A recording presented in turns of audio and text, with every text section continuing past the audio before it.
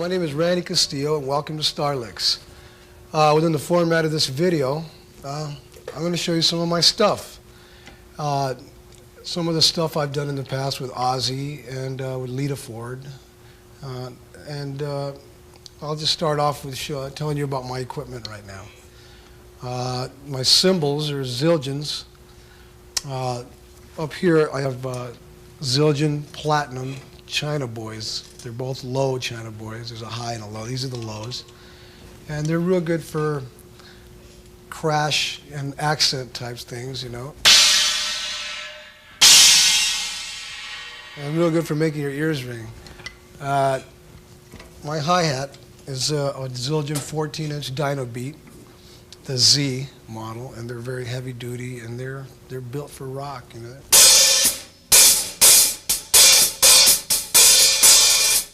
And they cut through real well when you're playing with a blasting metal band like Ozzy or something. They definitely do the trick. Up here to my left is a Zildjian Platinum 19-inch Crash Ride, and it has a good attack, and the ring lasts a little longer than like the Z type, for instance.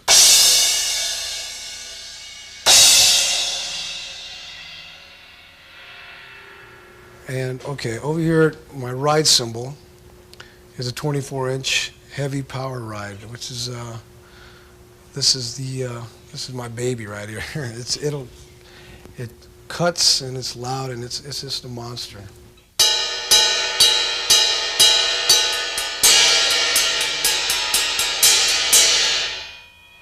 Real good bell on this thing. Over here I have the X hat. It's a 13-inch Dyno Beat Z, and I use it for like little accent things, you know, stuff like that. And over here, these are just little accent splash cymbals. I have a little 10-inch here, 8-inch here. Just good for little accent things. Okay, the drums are the Imperial Star Tomas. I'll start off with my toms here. I got 8-inch, 10, 12, 14, 16, 18. And I'll just play them a little bit.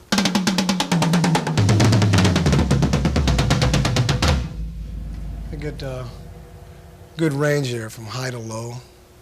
My bass drums are 22 by 16-inch Tomas. The 22s I like. I used to use 26, 24s, and they're a little too boomy for me. For my taste. These have real good mid-range punch. And the sticks I use, is a ProMark 808 Hickory. And they even personalize it with my own signature on it, which is nice. I shave about halfway down. I shave the lacquer off, sandpaper or a knife. And it makes for a much better grip, you know. You're going to get hot and sweaty. And they get pretty slippery when they're lacquered up. So I just shave it about halfway down, and it does a trick. I get a real good grip out of them.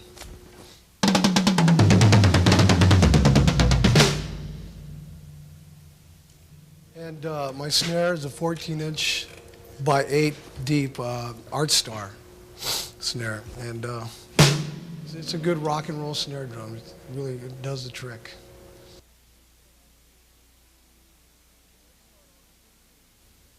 Okay, let's start off with rudiments. To me, rudiments are real important, especially if you're starting. They're great for developing technique and speed, and I just think it's something that you could use and you shouldn't pass up if you're going to get serious about playing.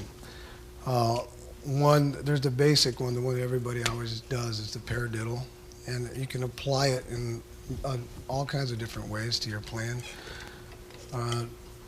It's, you know, the right, left, right, left, left.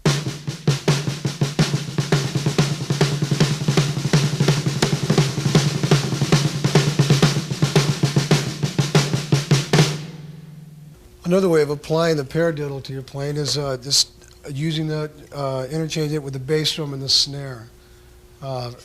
Using the bass drum doing what the right hand would normally do.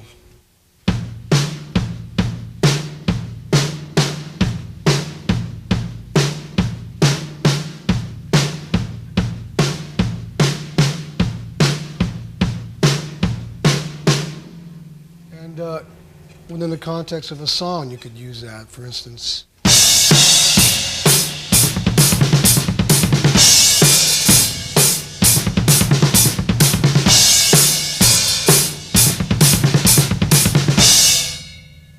so it's a pretty effective little thing to know. There's a double paradiddle, which is just an extra 2 beats. It's right, left, right, left, right, right, left, right, left, right, left, left.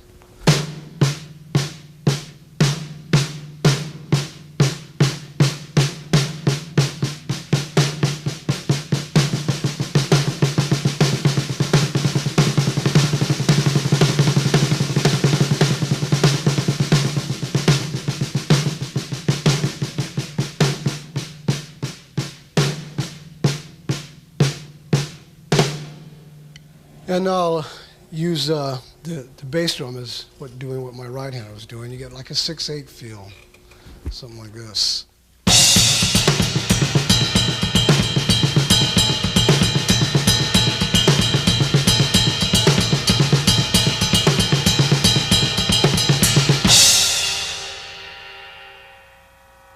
And there are just endless possibilities. If you can master the rudiments, you'll be able to master the drums. Okay, I would say the most important thing in playing rock and roll for the drummer is the feel, the groove, and that's something that you should stress on developing because that's what's going to make the band cook. And playing with the band, you got to have a groove, and that's what rock and roll is all about. So I'll play a straight, basic rock groove, and you should try practicing it, and just practice it and practice it and practice it, and so you can develop that feel. It'll come around. You'll know it when you feel it. And so I'll just start off with a basic groove beat.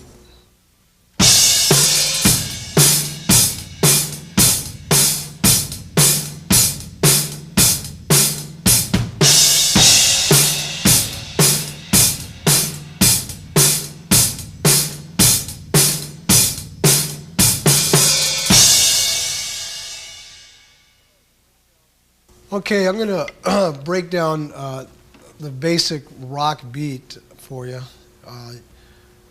It just goes like this. The hi-hat is just doing the 8th notes. Just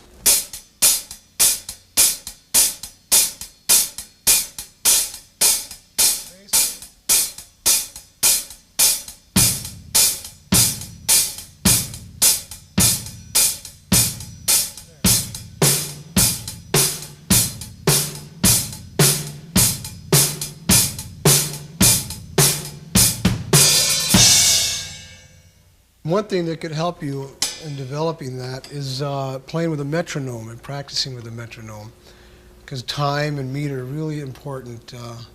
Nobody's going to want to be playing with a drummer that's racing to the end or slowing down. It's real important that you develop that sense of time, perfect time, and in that kind of groove situation too, it's the way the drums are hit that's real important. You have to dig in. You can't just pussyfoot around. You got to dig in and really beat these suckers, okay?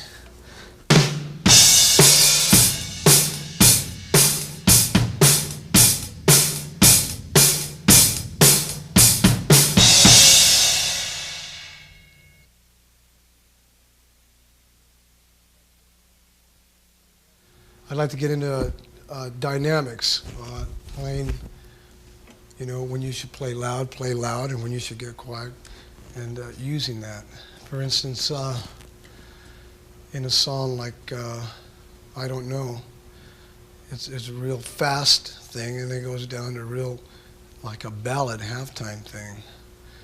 I'll play some of that.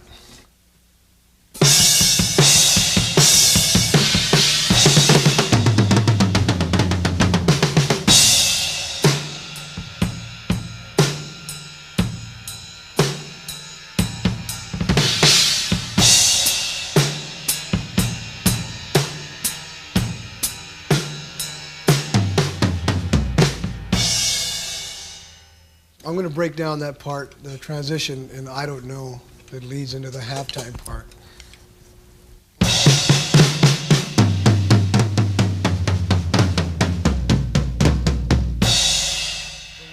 The rolls are flam triplets. I'll just play them real slow so that you can get the idea.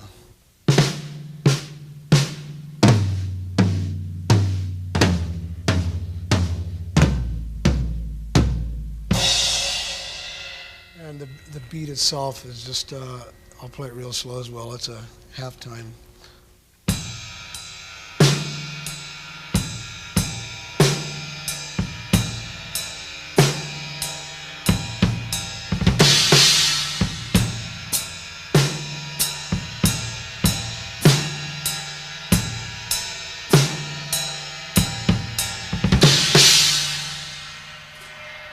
And so on. A big part of the dynamics that I want to stress is the cymbals. Choke, we're playing them open and hard and soft. It has everything to do with dynamics. For instance, in the hi-hat, when you want to bring something down, you would close it and just get more of a chunk. And you can go, it goes something like this.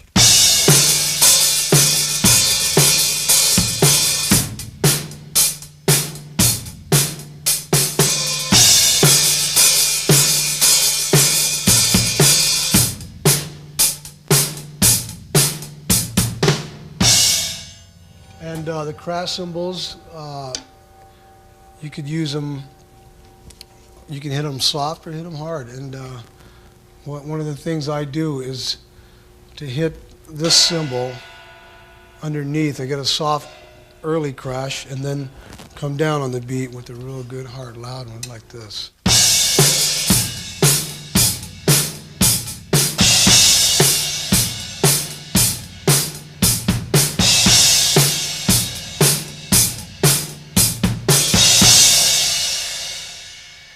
And that motion underneath is real good because it's like it's one movement instead of, as opposed to going like this, which is a little more less of a flow. This way it flows better, and you're back on this cymbal with a lot less effort.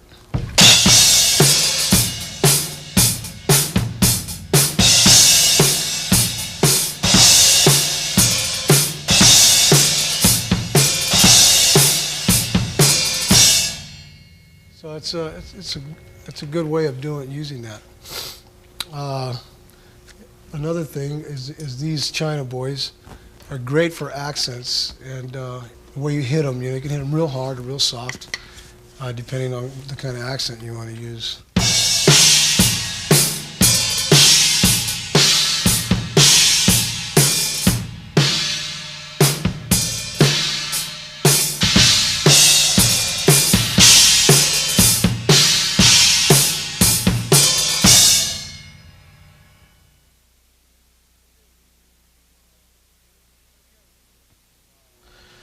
Okay, we're going to get into some bass drum technique, and bass drum is very important in rock and roll. It's the low punch. It's the one that's going to hit you right here. So first of all, I'm going to show you the way I hit the bass drum. I use the toe method, as opposed, some people like the flat-footed, but you get a lot more power using your toe, because your whole leg is involved. And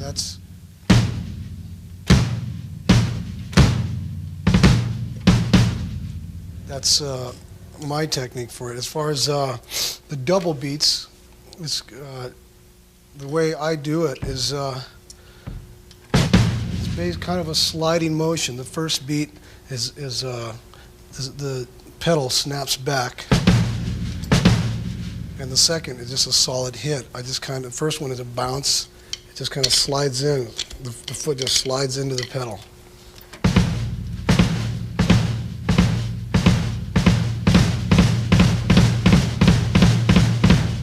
So it's important to practice that until you master it. Just keep trying and trying until you can master that. Because once you do, you'll be able to do stuff like this.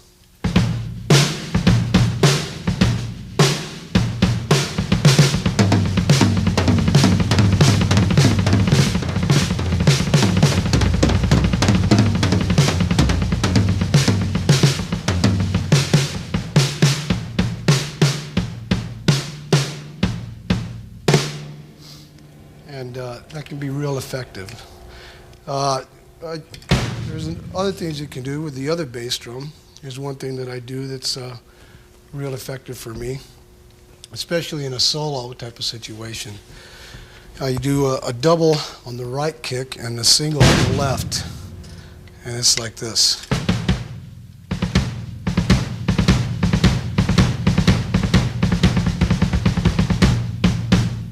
And when you combine it with 2 beats on the drums, you get something like this.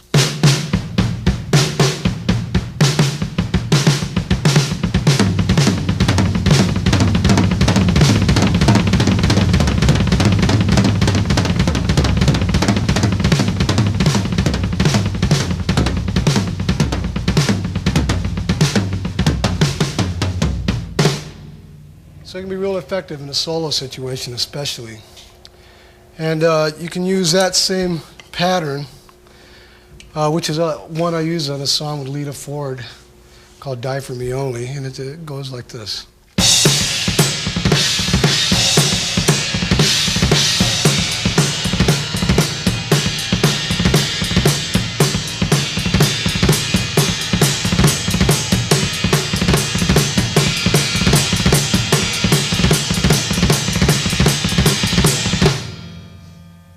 Okay, that's how that section was fast. So I'll play the Die For Me Only beat slow. I'll break it down for you into parts so you can understand it a little better. Okay, it's the bass drum pattern is the 2 on the right kick and 1 on the left again. Yeah. I'll do it real slow.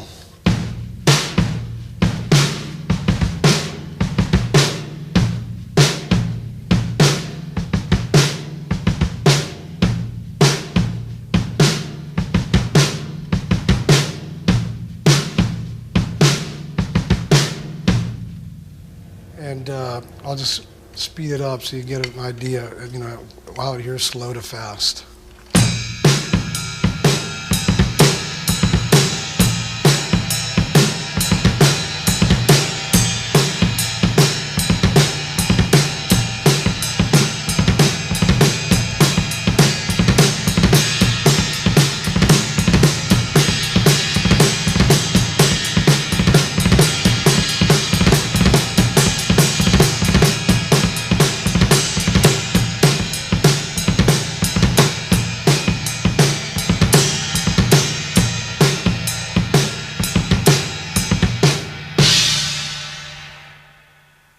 Okay, here's another variation I use in a song called Killer of Giants on the Ultimate Sin album.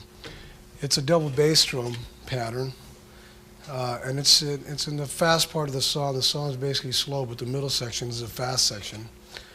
And it's a good double bass drum pattern. I'll play it.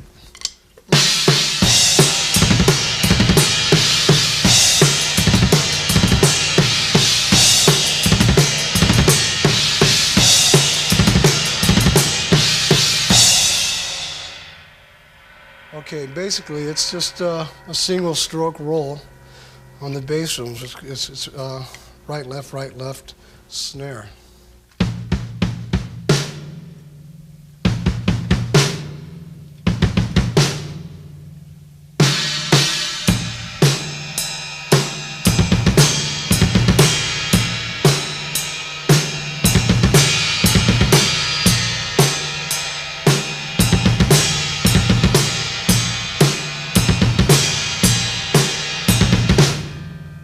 And it's really good to know. And once you get that down, get it up to speed, it's real effective when you're playing something real fast. It's a powerful lick.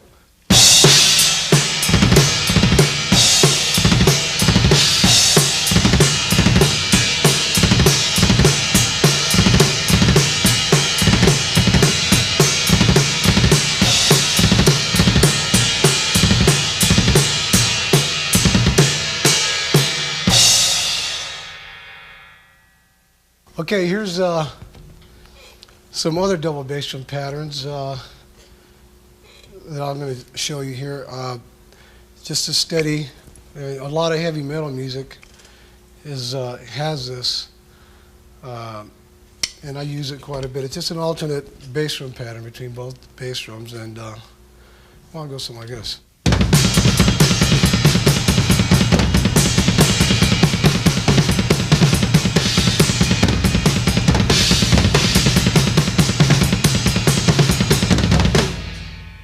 That's just a single stroke roll. I'll just do it slow for you.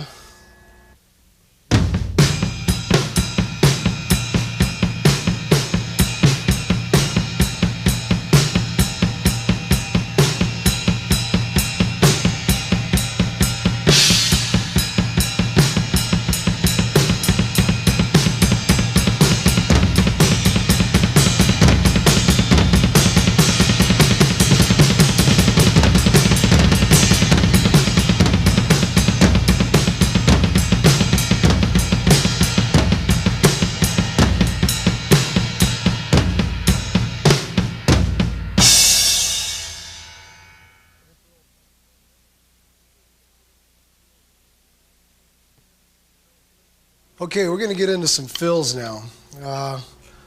One of the more popular ones, I think, is the intro to Over the Mountain. I always get asked about how I play that. And it's, well, I'll play it fast first, and you can know what I'm talking about. And it's basically just a triplet on between the snare, the tom, and the bass drum. The pattern itself is just this.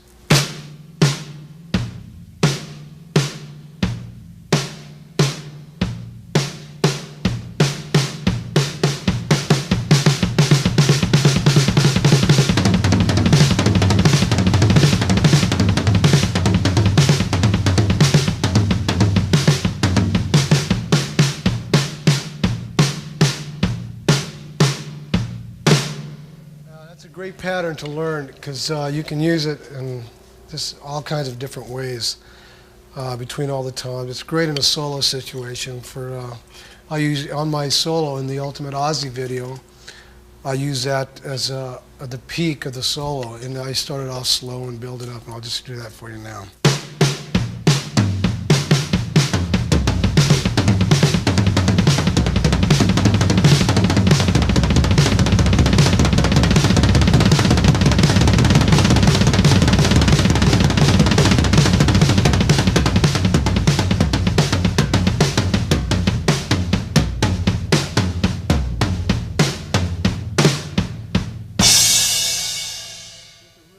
Another fill I do is, and one I get asked about quite a bit, is one I did on the Lita Ford album, Dancing on the Edge, in a song called Run With the Money. And it goes like this. So I'll play it slower, and so you can get an idea of what's going on.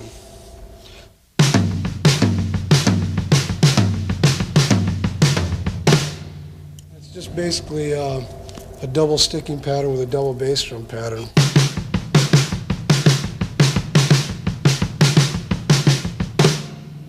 And on a couple of the beats, I just use a single. That's what gives it the turnaround feel.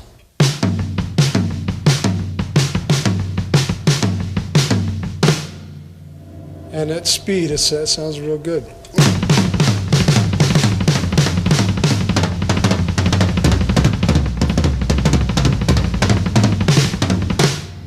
With fill, it's important that you use them within a song, not overuse them, because what you don't play is just as important as what you do play. So it's good usually at the end of a phrase, the beginning of a solo, to build up a part of the song, to emphasize something. And don't overplay. Don't play fills in the middle of a verse. You don't have to solo all night. Basically, you want to keep good time and just play with the band and make the band as dynamic as you possibly can. So it's good to use a little bit of restraint when you're using fills, and not overdo them.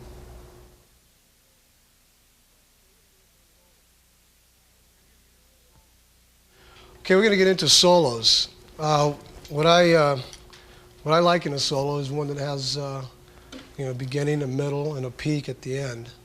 Something like a song. It should be a song. And the one I use, like the one I did in the Ultimate Aussie video. It comes out of the song Secret Loser. And it goes something like this.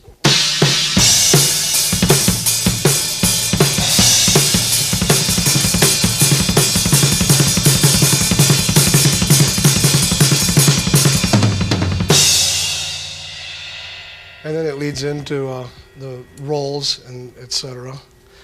But I'll do a little bit of that, what I was just doing there for you. And it's basically a bass drum snare with an open hi-hat pattern.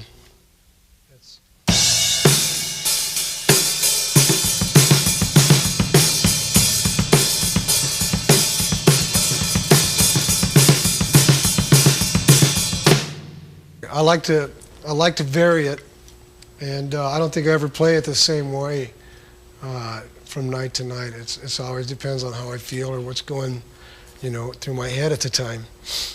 And from there, I usually go into I'll do some rolls around the toms, rolls that go something like this.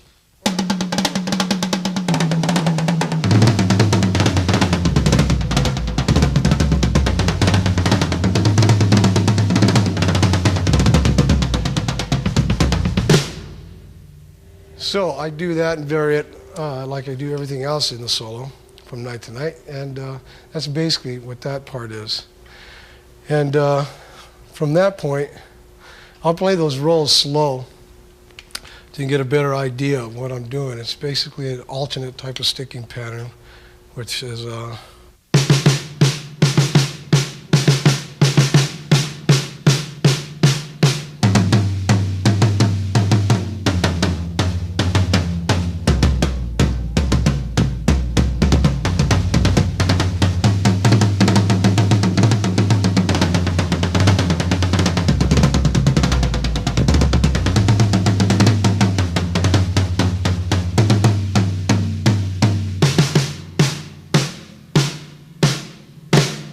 from there in the solo, I go to a floor tom type of pattern, and I stand up and get the drum, change the tone of the drum just by standing on it and pushing down on the head. It's a good little trick.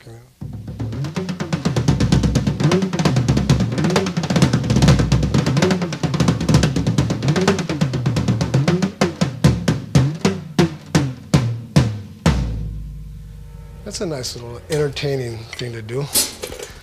And then I would go around the kit, as you can see in the video, play the shells, and the peak of the solo, I would come back and do the triplet pattern I showed you earlier, which was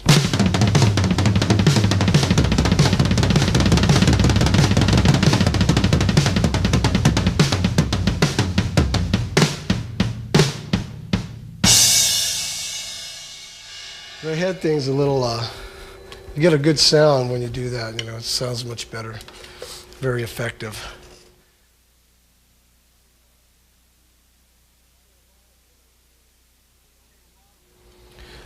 Okay, a lot of what I do with Ozzy and what I've done with bands in the past is some, just little tricks I use with sticks, it helps to add to the visual of the, if you will, of the whole show. Because usually you just have a drummer sitting back there and it doesn't get noticed that much because you're stationary and the guitar players are wailing away. So I thought, I'd like a little bit of that attention too, So I started just adding these things in the show, give it a little flash and panache. So, and it's basically it's a stick spinning for one, which is this between the two middle and index finger here, and it's not really a spin. It's just an illusion, an illusionary spin, and you can develop it by turning your hand in the motion that the stick's going to go. And as you practice it and work on it, you get it down to the point where it's real smooth. Try it backwards, a little variation there, and work on it with both hands. And just practice it, And another one I'd use while I'm playing, it's in the Lita Ford video, Gotta Let Go. I use this quite a bit, and It's an effective little trick. It goes like this.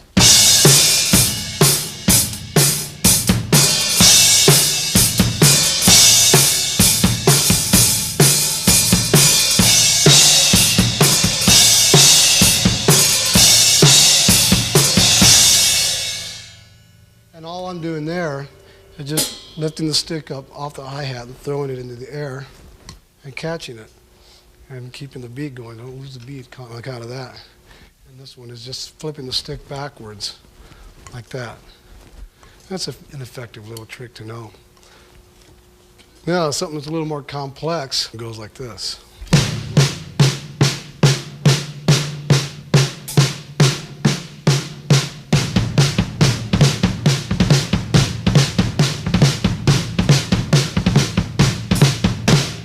So that one, I'll do it real slow. It might make a little more sense.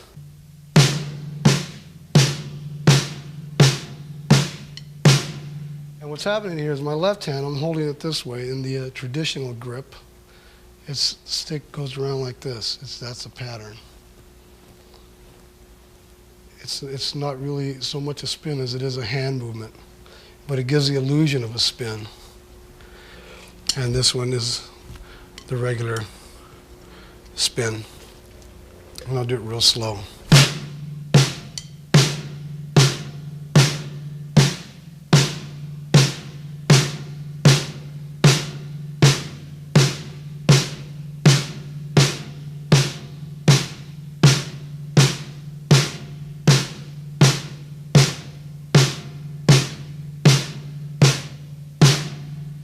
Another thing I do in the stick flash department is I throw my stick up in the air, and 80% of the time I think I catch it.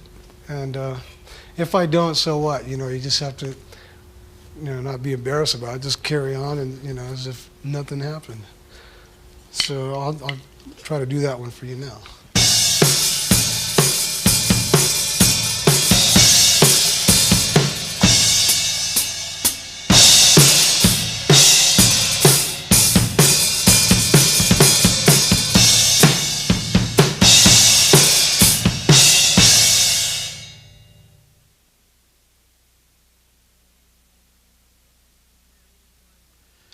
Okay, I'm going to try and just do a little bit of everything I've been covering and try to, put it all together and kind of show you what makes up my style, and hopefully you get a better understanding of what I'm doing, okay? So I'll just start off by playing a beat, and I'll play a few of the things and try to tie it all in together.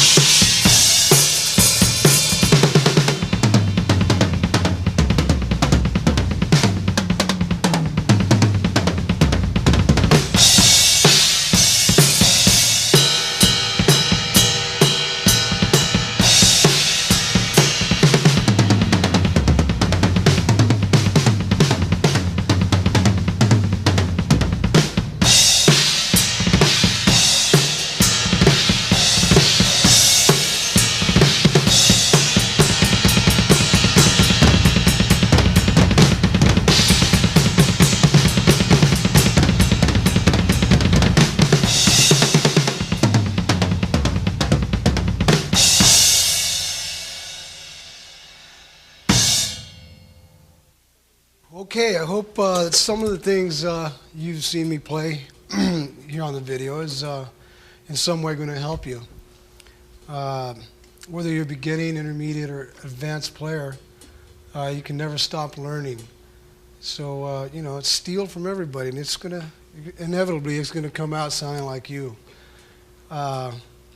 Just keep on practicing like a maniac. Practice, practice. And listen and try to play with other people as much as you possibly can, because you can learn a lot faster that way. And the whole idea is to play with the band. You can lock yourself up in your room and practice forever, but if you don't play with somebody, then you're going to sound that way. So stick with it, and You'll do it if you want it bad enough.